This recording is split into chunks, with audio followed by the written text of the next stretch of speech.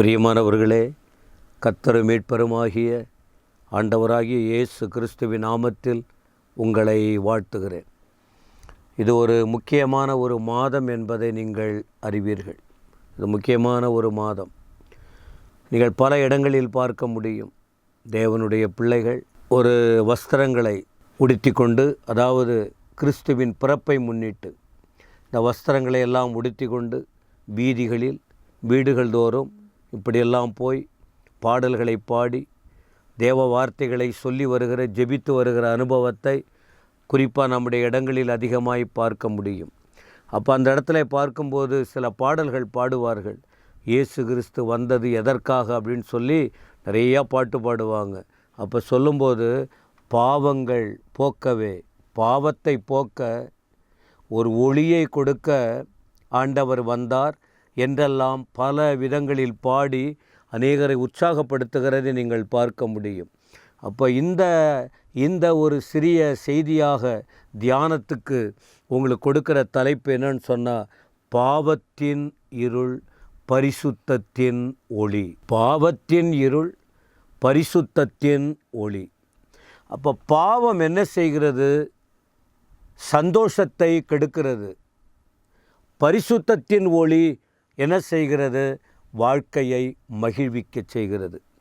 தாவீது வாழ்க்கையில் ஒரு அனுபவத்தை உங்களுக்கு அதை தான் இந்த நாட்கள் அதிகமாக சொல்லி கொண்டு இருக்கிறேன்.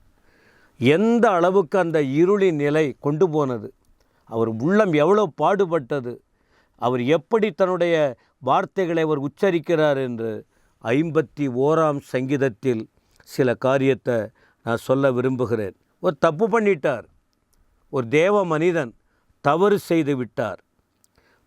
என் தேவன் என் விளக்காய் இருக்கிறார் என்று சொன்னவர், என் இருளை வெளிச்சமாக்குவார் என்று சொன்னவர், அவர் வாழ்க்கையில் ஒரு தவறுதல் வந்தபோது அவருடைய சந்தோஷம் எல்லாம் போய்விட்டது, சமாதானம் போய்விட்டது, தலைகுனிவு ஏற்பட்டது.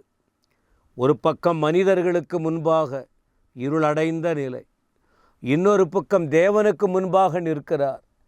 வெளியே சொல்ல முடியாதபடி அவருடைய வாழ்க்கை உடைந்து நொறுங்கி போன நிலையில்தான் அவர் சொல்லுகிற அந்த வார்த்தையை பாருங்கள். ஆண்டவரே, எனக்கு இரங்கும் ஐயா, நான் இரக்கமற்று கிடக்கிறேன்.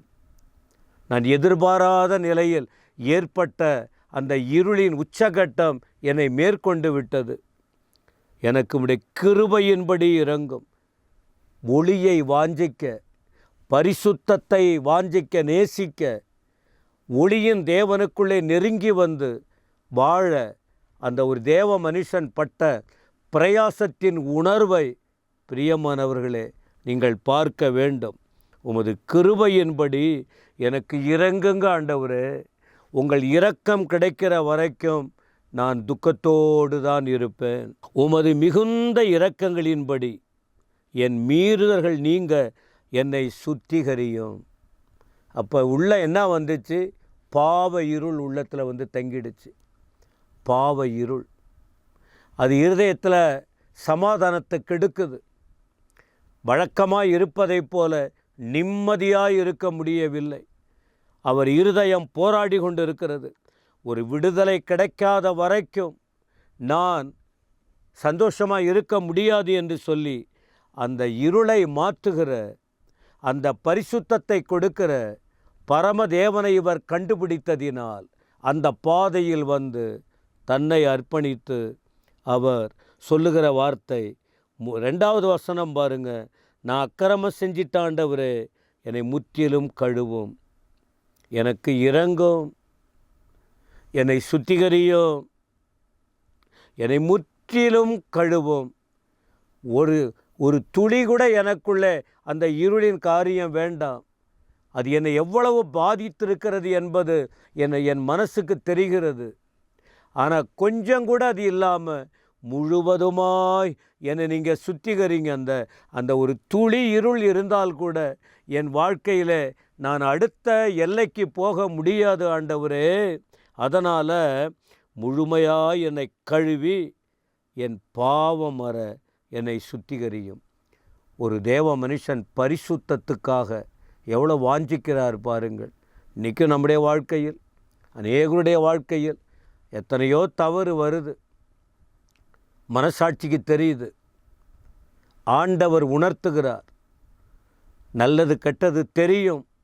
ஆனால் அநேகருடைய வாழ்க்கையில் இந்த இந்த தேவ மனிதனைப் போல உணருவதில்லை, யோசிப்பதில்லை. நம்முடைய வாழ்க்கையில், என்னுடைய வாழ்க்கையில் இப்படிப்பட்ட ஒரு நிலைமை வந்துவிட்டதே என்று மனசுக்கும் தெரியும், ஆவியானவரும் உணர்த்துவார்.